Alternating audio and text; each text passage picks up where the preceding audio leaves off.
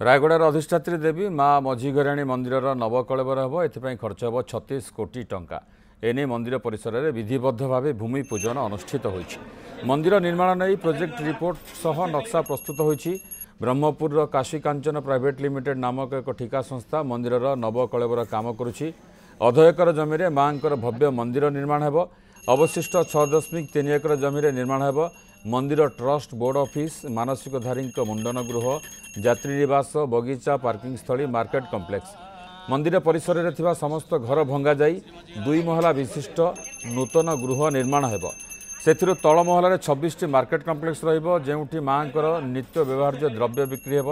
उपर महलार रहिबो मंदिर ट्रस्ट कमिटीर कार्यालय। से भली 3 दिगरे 3टी मुख्य द्वार निर्माण हेब।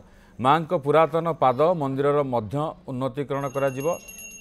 भक्तों पर शौचालय स्नानागार निर्माण हेब। श्रीमंदिर परिक्रमा प्रकल्प भली मझीघराणी मंदिर काम हेब बोली निष्पत्ति होईछि।